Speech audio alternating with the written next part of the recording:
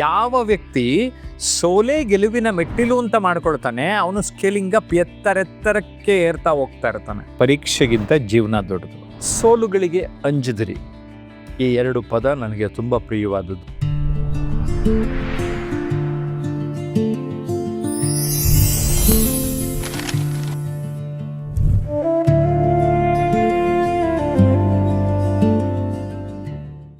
ಸೋಲುಗಳಿಗೆ ಅಂಜದಿರಿ, ಈ ಎರಡು ಪದ ನನಗೆ ತುಂಬ ಪ್ರಿಯವಾದದ್ದು. ಯಾಕಂದರೆ ಸುಮಾರು ವರ್ಷಗಳ ಹಿಂದೆ ಆ ಕುರಿತು ಒಂದು ಟಿ ವಿ ಶೋ ಮಾಡಿದ್ದೆ. ಆ ಟಿ ವಿ ಶೋ ನೋಡಿ 1,000 ಟೆಲಿಫೋನ್ ಕಾಲ್ಸ್ ಬಂದಿತ್ತು.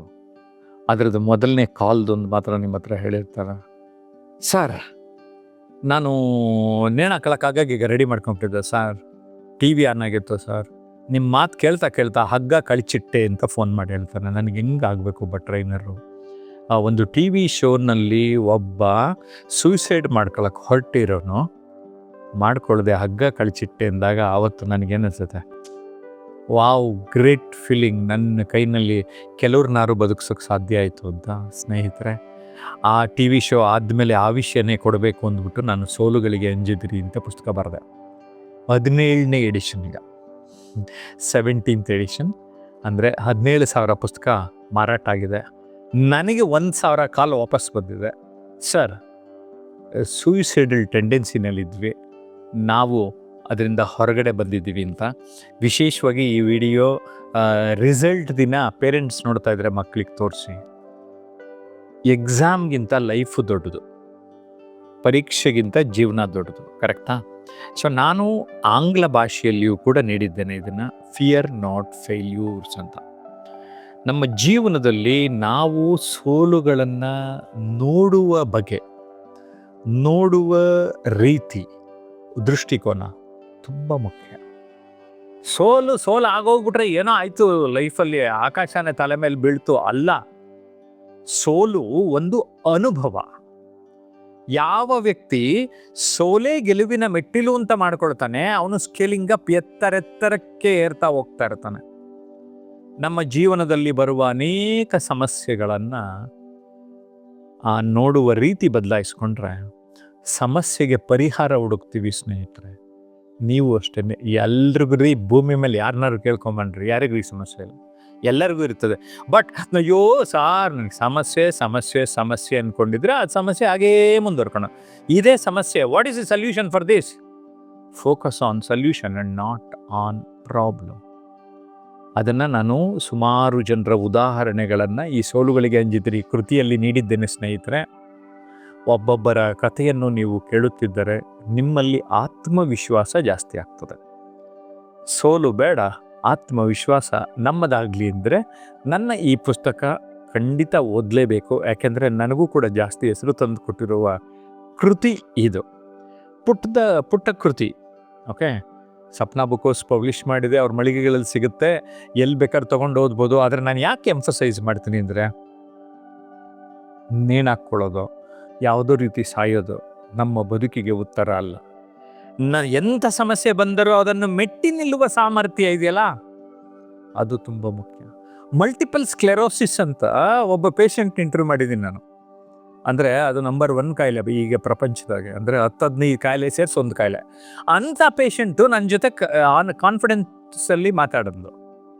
ಓಕೆ, ಜಾನ್ಕಿ ಅಂತ ನೀವೆಲ್ಲ ಕೇಳಿರ್ಬೋದು. 1992ನಲ್ಲಿ ಇಂಗ್ಲಿಷ್ ಕಡಲ್ಗಾಲುವೆಯನ್ನು ಈಜಿ ವರ್ಲ್ಡ್ ಚಾಂಪಿಯನ್ ಆಗ್ತಾಳೆ ನಮ್ಮ ಕನ್ನಡತಿ. ಬೆಂಗಳೂರಿನಲ್ಲೇ ಬ್ಯಾಂಕ್ ಮ್ಯಾನೇಜರ್ ಆಗಿದ್ದರು, ಈಗ VRS ತಗೊಂಡು ರಿಟೈರ್ ಆಗಿದ್ದಾರೆ. 2 ಕಾಲಿರಲಿಲ್ಲ, ಪೋಲಿಯೋ. ಓಕೆ, ನನ್ನ ಗುರುಗಳು ರವಿ ರವಿಡೇಕರ್ ಅಂತ ಇದ್ದರು, ಯಾವಾಗಲೂ ಆಕೆ ಉದಾಹರಣೆ ಹೇಳೋರು. ನಾನು ಜಾನಕಿ ಸಿಕ್ಕಿದ್ರು, ಜಾನಕಿನ ಕೇಳಿವೆ, ಏನಮ್ಮ ನಿನಗೆ ದೇವ್ರ ಮೇಲೆ ಬೇಜಾರಾಗಲಿಲ್ವನಮ್ಮ, 2 ಕಾಲು ಕಿತ್ಕೊಂಡ್ಬಿಟ್ಟಾನಲ್ಲ ನಿಂದು ಅಂತ ಕೇಳಿದ್ರೆ ಯಾವಾಗಲೂ ಹೇಳೋರು ಅಂತವ್ರು. ರವಿಯವರೇ, ನಿಮಗೆ ಸ್ವಿಮ್ಮಿಂಗ್ ಬಗ್ಗೆ ಗೊತ್ತಿಲ್ಲ ಅನಿಸುತ್ತೆ, ನಮ್ಮ ದೇಹದ ತೂಕ ಕಡಿಮೆ ಇದ್ದಷ್ಟು ಈಜೋದಕ್ಕೆ ಸುಲಭ ರವಿಯವರೇ ಅಂತ ಹೇಳ್ತಾ ಇದ್ರಂತೆ. ನಾನು ಆಮೇಲೆ ನಮ್ಮ ರವಿ ರೋಡೇಕರ್ ಅಂತೂ 2000 ಇಸ್ವಿನಲ್ಲೇ ಗುರುಗಳು ತೀರ್ಕೊಂಡ್ಬಿಟ್ರು. ಆಮೇಲೆ ಈ ಜಾನಕಿ ಬಗ್ಗೆ ಯಾವಾಗಲೂ ಹೇಳೋರಲ್ಲ ಅಂತ ಹುಡ್ಕೊಂಡೋದೆ ಅವ್ರ ಮನೆಗೆ. ಆಮೇಲೆ ದೂರದರ್ಶನಕ್ಕೂ ಕರ್ಕೊಂಡೋಗಿ ಇಂಟರ್ವ್ಯೂ ಮಾಡೇ ಬಿಟ್ಟೆ. ವೀಲ್ಚೇರಲ್ಲೇ ಬಂದು ಪ್ರೋಗ್ರಾಮು ಚೆನ್ನಾಗಾಯಿತು. ಯಾಕೆ ಹೇಳ್ತಾ ಇದ್ದೀನಿ, 2 ಕಾಲಿಲ್ಲದಿದ್ದರೇನಂತೆ ಆಕೆ ಆತ್ಮಸ್ಥೈರ್ಯವನ್ನು ಮೆರೆದು ಇಂಗ್ಲಿಷ್ ಕಡಲ್ಗಾಲುವೆಯನ್ನು ಈಜಿದ ಚಾಂಪಿಯನ್ ಆದರು. ಅವ್ರು ಹೇಳ್ತಾ ಇದ್ರು, ಆ ಈಜ್ಬೇಕಾದ್ರೆ ಅದು ಒಂಥರ ಐಸ್ ಕೋಲ್ಡ್ ವಾಟರ್ನಲ್ಲಿ ಈಜೋದು, ತಿಮಿಂಗಿಲಗಳು ಇರುತ್ತೆ, ರಿಸ್ಕ್ ಇದೆ ಲೈಫಲ್ಲಿ. ನಾವೊಂದು ಸಣ್ಣ ಪುಟ್ಟ ರಿಸ್ಕ್ಗೆನೇನೆ ಏನೋ ಆಗೋಯ್ತು ಅಂತ ಹೋಗ್ಬಿಡ್ತೀವಿ ಅಲ್ವಾ. ಹಾಗಾಗಬಾರ್ದು ಅನ್ನೋದು ನನ್ನ ಒಂದು ಆಶಯ. ನಿಮ್ಮಲ್ಲಿ ಯಾವುದೇ ಸಣ್ಣ ಪುಟ್ಟ ವಿಚಾರ ಇದ್ರು ಪಕ್ಕಕ್ಕೆ ಅದಕ್ಕೆ ಸಲ್ಯೂಷನ್ ನೋಡಿ, ಉತ್ತರ ಏನಿದೆ ನೋಡಿ. ಸೋಲು ಹೆಚ್ಚು ಹೆಚ್ಚು ಸೋಲು ಕಂಡಷ್ಟು ನಾವು ಜೀವನದಲ್ಲಿ ಮೇಲ್ಮೇಲೆ ಹೋಗ್ತಾ ಇರ್ತೀವಿ. ಆದರೆ ನಾವೇನು ಮಾಡ್ತೀವಿ, ಪ್ರಯತ್ನ ಮಾಡೋದನ್ನ ನಿಲ್ಲಿಸ್ಬಿಡ್ತೇವೆ. ಹಾಗಾಗಿ ನಮಗೆ ಯಶಸ್ಸು ಸಿಕ್ಕಲ್ಲ. ಸೊ ನೀವು ಹೋಗ್ತಾನೇ ಇರಬೇಕು, ನೀವು ಕಂಟಿನ್ಯೂಸ್ ಹೋಗ್ತಾನೆ ಇರಿ, ಒಂದಲ್ಲ ಒಂದು ದಿನ ಯಶಸ್ಸು ಸಿಗ್ತದೆ. ನನ್ನ ಬಳಿ ಬಂದಿರುವ ಅನೇಕರು ಇದನ್ನು ಗೈಡ್ ಮಾಡಿರೋದ್ರಿಂದ ಅಟ್ಲೀಸ್ಟ್ 1,000 ಜನನಾದರೂ ನನ್ನ ಮಾತು ಕೇಳಿ ಉದ್ಧಾರಾಗಿದ್ದೀವಿ ಅಂತ ಹೇಳಿದ್ದಾರೆ. ಅವ್ರ ಲೈಫಲ್ಲಿ ಸಕ್ಸಸ್ ಪಡೆದಿದ್ದಾರೆ. ನಾನು ಕಣ್ಣಾರೆ ನಾನು ಹೇಳ್ತಾ ಇದ್ದೀನಲ್ಲ, ನೀವು ಮನಸ್ಸು ಮಾಡಿದ್ರೆ ನಿಮಗೂ ಆಗುತ್ತೆ ಅಂತ ಗ್ಯಾರಂಟಿ ಕೊಡ್ತಾ ಇದ್ದೀನಿ. ಸೋಲುಗಳಿಗೆ ಅಂಜುವುದು ಪರಿಹಾರವಲ್ಲ, ಸೋಲುಗಳನ್ನು ಹಿಮ್ಮೆಟ್ಟಿಸುವುದು ಪರಿಹಾರ. ಸೋಲಿನ ವಿರುದ್ಧ ದಿಕ್ಕಿನಲ್ಲಿ ನನಗೆ ಮುಂದೆ ಸೋಲಾಗಬಾರದು ಅಂತ ಪ್ರಯತ್ನ ಪಡೋದು ತುಂಬ ಮುಖ್ಯ. ಅಬ್ರಹಾಂ ಲಿಂಕನ್ ಅನೇಕ ಬಾರಿ ಸೋತರು, ಸೋಲನ್ನು ಅನುಭವಿಸುತ್ತಾ ಮುಂದೆ ಸಾಗಿ ಅಮೆರಿಕದ ಅಧ್ಯಕ್ಷರಾದರು. ಥಾಮಸ್ ಆಲ್ವಾ ಎಡಿಸನ್ ಸಾವಿರಾರು ಪ್ರಯೋಗ ವಿಫಲ ಆದರೂ ಅವ್ರು ಏನು ಹೇಳಿದ್ರು ಗೊತ್ತಾ, ನನಗೊಬ್ಬಗೆ ಗೊತ್ತಿರೋದು ಏನು ಮಾಡಿದ್ರೆ ಏನಾಗಲ್ಲ ಅಂತ, ನಿಮಗೆಲ್ಲ ಗೊತ್ತಿರೋದು ನಾನು ಕಂಡುಹಿಡ್ದಿರೋದು ಮಾತ್ರ ಅಷ್ಟೇ. So take it in a positive way and move forward. Just Thomas ಆಲ್ವಾ ಎಡಿಸನ್ ಒಂದು ಕತೆ ತಿಳ್ಕೊಂಬಿಡಿ ಸಾಕು. ಅವನು ಬೇಜಾರೇ ಮಾಡ್ಕೊಳ್ಳಿಲ್ಲ, ಕರೆಕ್ಟಾ? ಸೊ ಈ ಲೈಟು, ಎಲೆಕ್ಟ್ರಿಸಿಟಿ, ಬಲ್ಬು ಕಂಡುಹಿಡ್ದವನು ಅವನಲ್ವಾ. ಅವನು ಅಷ್ಟೊಂದು ಪ್ರಯತ್ನಕ್ಕಿದ್ದಾದರೆ ನಾವು ಪರೀಕ್ಷೆ ಒಳಗಡೆ 1-2 ಫೇಲ್ ಆಗೋಗ್ಬಿಟ್ರೆ ಹೋಗ್ಬಿಡೆ ನೇಣಾಕೊಂಬಿಡೋದು, ಸತ್ತೋಗೋದು ಮಾಡ್ತಾರೆ. ಎಷ್ಟೊಂದು ದುಡ್ಡಿರೋರು IAS, IPS ಅವುಗಳು ನೇಣಾಕೊಂಬಿಡ್ತಾ ಇದ್ದಾರೆ ಇತ್ತೀಚೆಗೆ. ಹಾಗಾದ್ರೆ ನೇಣಾಕೊಳ್ಳೋದೇ ಪರಿಹಾರ ಆದರೆ, ನಿಮಗೆ ಪರಿಹಾರ ಅನಿಸಿದ್ರೆ ಅದೇನೋ ಕೆಲಸ ಮಾಡಿದ್ರೆ ಹಂಗೆ ಆಗುತ್ತಲ್ಲ, ಅದು ಬೇಡ ಬಿಡಿ, ಬಿಟ್ಬಿಡಿ. ಪ್ರಾಮಾಣಿಕರಾಗಿರಿ, ಸಿನ್ಸಿಯರ್ ಆಗಿರಿ. 3 ಊಟ ಬಟ್ಟೆ ಸಿಕ್ಕಿದ ಮೇಲೆ ಖುಷಿಯಾಗಿರೋದು. ಖುಷಿ ಅನ್ನೋದು ದುಡ್ಡಲ್ಲಿ ಅಷ್ಟೇ ಅಳಿಯೋಕ್ಕಾಗಲ್ಲ. ನಾವು ದುಡ್ಡು ಖಂಡಿತ ಬೇಕು, ಗೊತ್ತು ನನಗೆ. ನಮ್ಮ 75 to 80% of the problem solve ಮಾಡುತ್ತೆ. ಬಟ್ ನನ್ನ ಬದುಕಿನಲ್ಲಿ ಕೆಲವೊಂದು ರೀತಿ, ನೀತಿ, ಸಂಸ್ಕಾರ, ಪಾಸಿಟಿವಿಟಿ, ಒಂದು ರೀತಿ ನಾನು ಒಳ್ಳೆಯದೇ ಮಾಡಬೇಕು, being good and doing good, being human, being positive, ಸ್ವಲ್ಪ ಯೋಚನೆ ಮಾಡ್ತಾ ಬನ್ನಿ. ನಾನು ಆವಾಗ ನಿಮಗೆ ಈ ಸೋಲುಗಳಿಗೆ ಅಂಜದಿರಿ ಪರಿಹಾರವನ್ನು ಕೊಡ್ತದ. ಶಾರದಾ ಕೆ ರಾಜು ಅಂತ ಮತ್ತೊಬ್ಬ ಲೇಡಿಯ ಉದಾಹರಣೆ ನಿಮ್ಗೆ ಹೇಳಬೇಕು. ನಾನೊಂದು ಆಡಿಯೋ ಮಾಡೋದಕ್ಕೂ ಕರ್ಕೊಂಡು ಬಂದಿದ್ದೆ. ಆಕೆಗಾಗಿದ್ದು 75 ಆಪ್ರೇಷನ್. ಓಕೆ, ತುಂಬ ಸುಂದರವಾಗಿದ್ದರು ನೋಡೋದಕ್ಕೆ, ಒಳ್ಳೆ ಆರ್ಟಿಸ್ಟು.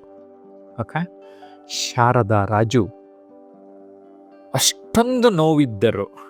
ನಾನು ಸ್ಟುಡಿಯೋನಲ್ಲಿ ಕೂತ್ಕೊಂಡು ಒಂದು ಆಡಿಯೋ ಮಾಡ್ತಾ ಇದ್ದಿದ್ದು. ನಾನು, ಮೇಡಮ್ ಜೀವನ ಬೇವು ಬೆಲ್ಲ ಅಂತಾರೆ, ನೀವೇನು ಹೇಳ್ತೀರಿ ಮೇಡಮ್ ಅಂದೆ. ಅವ್ರು ಏನು ಹೇಳೋದು ಗೊತ್ತಾ ಉತ್ತರ? ಜಯಪ್ರಕಾಶ್, ಜೀವನ ಬೇವು ಬೆಲ್ಲ ಸರಿ, ಆದರೆ ಬೆಲ್ಲ ಜಾಸ್ತಿ ಮಾಡ್ಕೋಬಾರ್ದು ಅಂತ ಯಾರು ನಿಮ್ಮ ಕೈ ಹಿಡ್ಕೊಂಡಿದ್ದಾರೆ ಅಂದರು. ಅವತ್ತಿಂದ ನನ್ನ ಲೈಫ್ ಪಾಸಿಟಿವ್ ಆಗೋಯ್ತು. ಸೀರಿಯಸ್ ಆಗಿ ಸ್ನೇಹಿತರೆ, ಅದಕ್ಕೆ ನೀವು ಸಾಧಕರನ್ನ ಭೇಟಿ ಆಗಬೇಕು. ನನ್ನ ಸುಯೋಗ, ನಾನು ಸಾವಿರಾರು ಸಾಧಕರನ್ನ ದೂರದರ್ಶನಕ್ಕೆ ಇಂಟರ್ವ್ಯೂ ಮಾಡಿದೆ. ಅದಕ್ಕೆ ಇವತ್ತು ಯಾರಾದರೂ ಸಾಧಕರು ಸಿಕ್ಕರೂ ಅವ್ರ ಜೊತೆ ಸ್ವಲ್ಪ ಸಮಯ ತೊಗೊಂಡು ಮಾತಾಡೋದು, ಅವ್ರ ಅನುಭವನ ತಗೊಳ್ಳೋದು, ಯೂಟ್ಯೂಬ್ನಲ್ಲಿ ವಿಡಿಯೋಗಳು ಮಾಡಾಕೋದು, ಅಥವಾ ಬೇರೆ ಸಾಧಕರನ್ನ ನೋಡೋದು, ಮಾಡ್ತಾ ಇದ್ದೇನೆ. ಕಲಿತಾ ಇರಬೇಕು, ಅನುಭವಿಸ್ತಾ ಇರಬೇಕು, ಬೆಳೀತಾ ಇರಬೇಕು. ಅಂತ ಬೆಳೆದು ನೀವೊಬ್ಬ ಸಾಧಕರಾಗಬೇಕು ಅನ್ನೋದು ನಮ್ಮ ಉದ್ದೇಶ. ಏನಂತೀರಿ?